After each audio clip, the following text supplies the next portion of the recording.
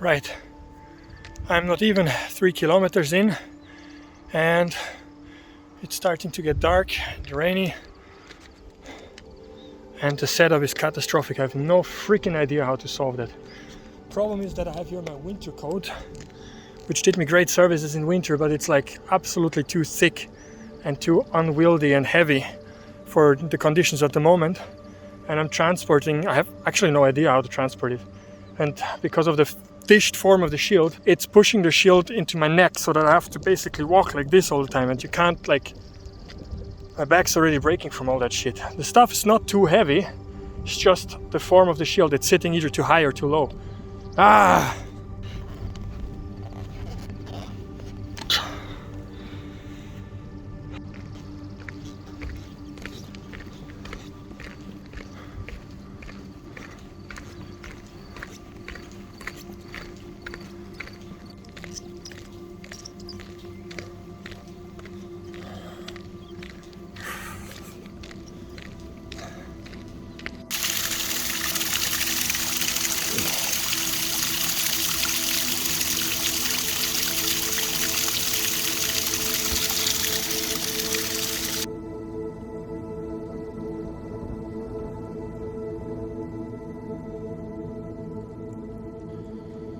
So, that's the first day.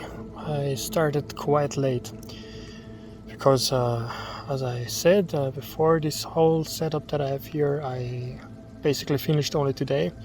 Never had the time to try it out. And that means, of course, that I had no idea how to fix all the stuff, how to carry it on my back, how it would behave, which parts of my back or my muscles would be getting strained, and how to remedy that. And so I arrived here near to Passau, and it took me over an hour to just put everything together basically and find some way to carry it. And after about not even 1 kilometer, I had to stop again because it was really just like straining my back incredibly, like especially up here near the neck between the shoulder blades. It's an area that I already kind of damaged quite a bit during my winter armor experiment, also by carrying the shield and by having a bad position, and that's like 10 times worse now than in winter because I carry much more stuff. So I basically stopped every 500 meters to try another way to fix the whole thing, so to take everything down, take it up again, to fiddle around with it and try to get it sitting right. Took a lot of time. I'm quite desperate with the way it goes so far, because it's clear to me that with the weight that I carry, with the very heavy armor, the 6mm rings that's reaching to my knees, and my winter coat, winter cloak and everything, well, that's it's not gonna make the cut. I certainly need to organize something to lose some of that weight that I have, and to find something tomorrow to get the strain away from my upper back, because that'll be two more days like this and I'm done. I need some therapy. So now I set up camp directly outside of the Burgos of Oberranna, which is very nicely preserved. And tomorrow we are going to take a closer look at that. I'm going to talk about what I have as equipment, what doesn't work, and what all the problems are. Wish you all a good night. I'll catch a few hours of sleep here. I'm just sleeping in the grass between 2 trees. I have a little tarp set up, and hope there won't be too many ticks pestering me over the night. Alright, have a good night everyone. It's 4:30 in the morning and it hasn't stopped raining since 2 hours, and I'm completely dripping wet. All my equipment's wet. I'm kind of under the tarp between 2 trees, but the tarp is not watertight. Damn, that's exactly what I feared. Never tried it out, never figured out how to do it, and hope for the best. And the worst happened. So Everything is wet. I'm super tired, haven't slept the last night, and I have no idea where around me I can find some shelter. It's also not supposed to stop raining for the next 2 days, so that's a major issue now.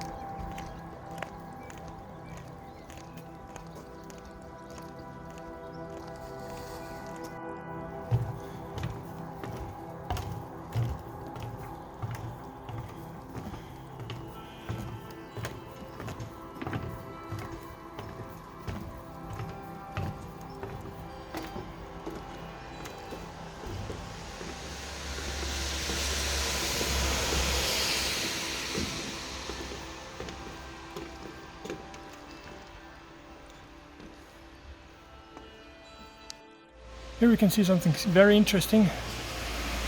In one of the 4 round towers there was a bathing house. So this was a caldarium and a frigidarium. We can see also rests of the heating system. So even in such buildings, fortifications, small sort of locations as here, we had pretty big luxury. You see the rest of another tower.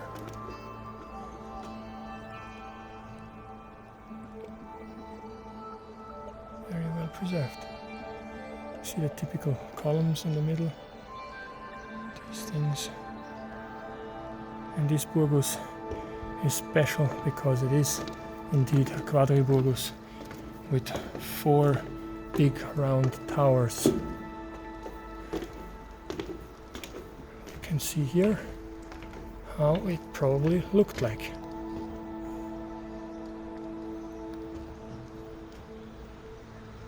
With sort of aula in the middle. In fact, this quadriburgos is the only known quadriburgos in Austria, and it was very well placed because only 100 meters upwards is a sidearm of the Danube, which was a perfect place for landing ships. And here we see again some Hollywood Asterix Romans at a late antiquity site, but anyway. And here we can see where it's going now. We're going at the very end there, that's Schlögen, there is the next Roman site. The excavations here actually started in the 19th century, but that this is actually a gugus was only really discovered in the 20th century. The northern tower is pretty well preserved because it was used in medieval times as a wine cellar. That's why it's still there, whereas the south tower and the eastern tower are not really preserved. Came from Passau. First day was pretty rough, rain, everything. The kit is not calibrated yet and I need to make some serious changes. So I'll probably have some delay on the entire adventure. The next section is to go to Schlögen and a bit onwards to about the middle of this area next to Schlögen. Then there's a big distance here to go to nearby Linz. Then day after I reach Linz. From Linz then it's on to Enns, Lauriacum, which is the most important city and military camp in the entire area. Then it's on all the way to Windobon Einkanuntum. Let's see how it goes.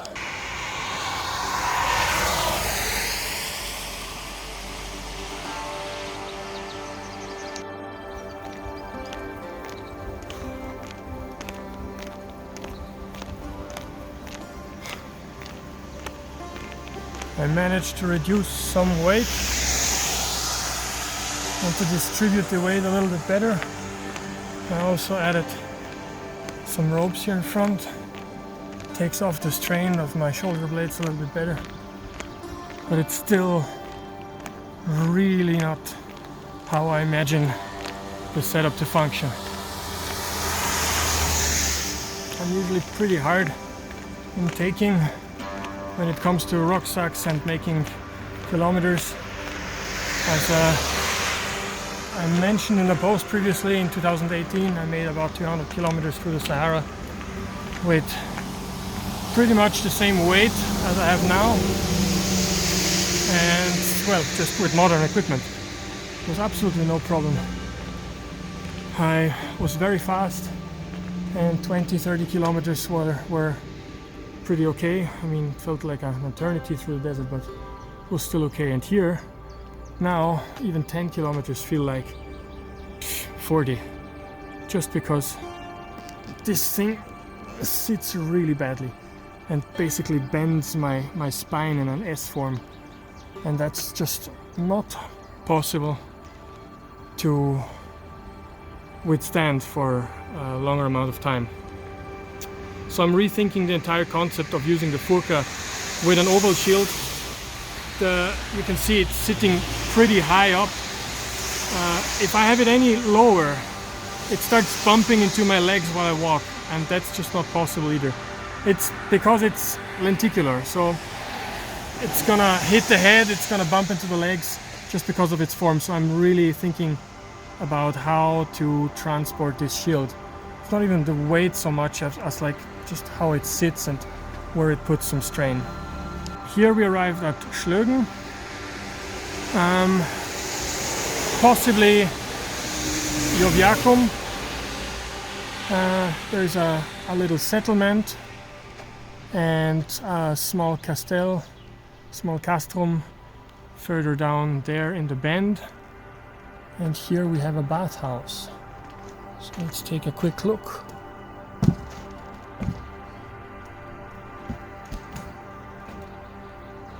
Here we see typical form with caldarium, frigidarium and the tepidarium.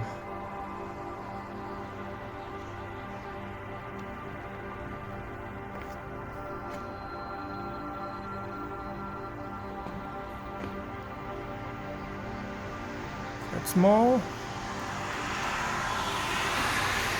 nonetheless pretty good for being such a lonely outpost here. You see a little reconstruction. nice little bathhouse.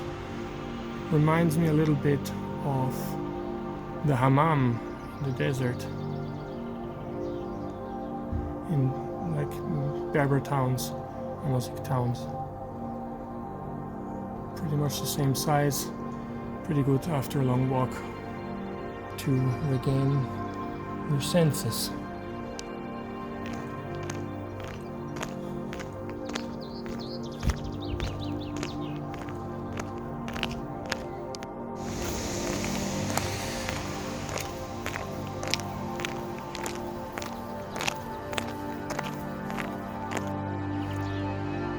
This would have been quite a panorama for those troops stationed here and those people living in a small settlement here. Here is the famous Schlögen Danube bend.